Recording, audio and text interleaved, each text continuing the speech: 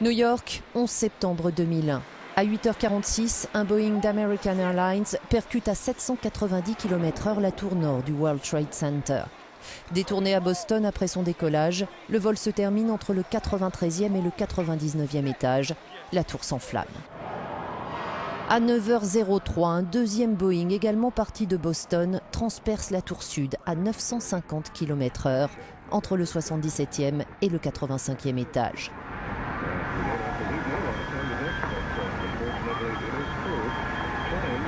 En 102 minutes exactement, les États-Unis vont connaître toute une série d'attaques. 3000 vies sont fauchées, l'histoire bascule.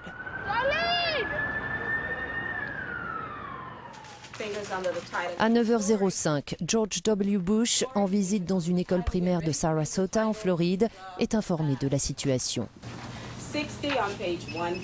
Un deuxième avion a frappé la deuxième tour. Nous sommes attaqués, lui glisse-t-on à l'oreille. Il faut plusieurs minutes au président américain pour prendre la mesure de la situation et quitter la salle de classe.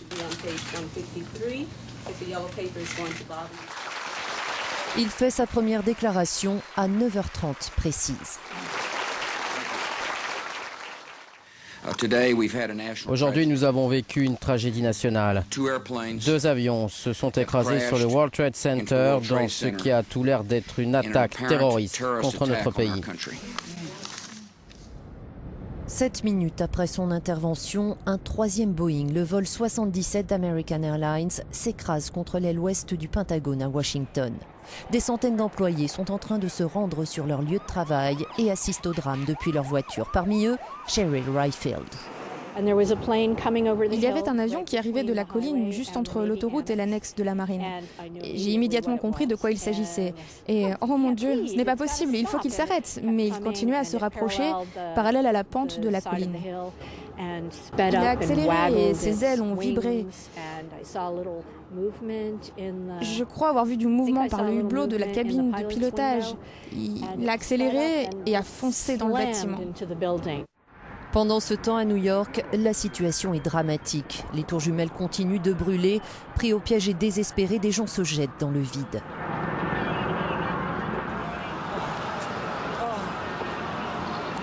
À 9h59, la tour sud, touchée 56 minutes plus tôt, s'effondre dans un déluge de feu, d'acier et de poussière. La violence est telle que des centaines de victimes vont disparaître sans qu'on puisse retrouver la moindre trace d'ADN. Pas de répit pour l'Amérique ce 11 septembre 2001. À 10h03, un quatrième Boeing, celui-ci de la United Airlines, s'écrase dans un champ de Pennsylvanie. Le vol 93 avait été détourné dans le New Jersey, mais certains passagers alertés par portable de ce qui se passait à New York ont résisté aux terroristes.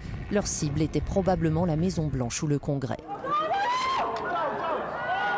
10h28, à New York, la tour nord s'écroule à son tour, 1h42 après avoir été éventrée par le premier avion.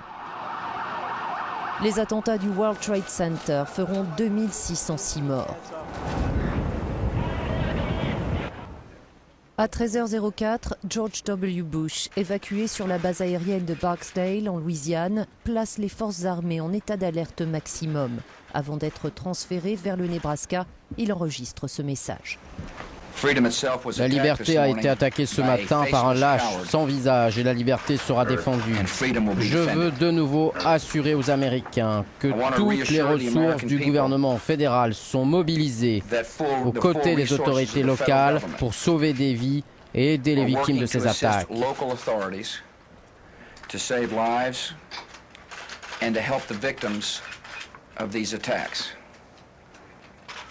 Ne vous y trompez pas. Les États-Unis traqueront et puniront les responsables de ces actes lâches.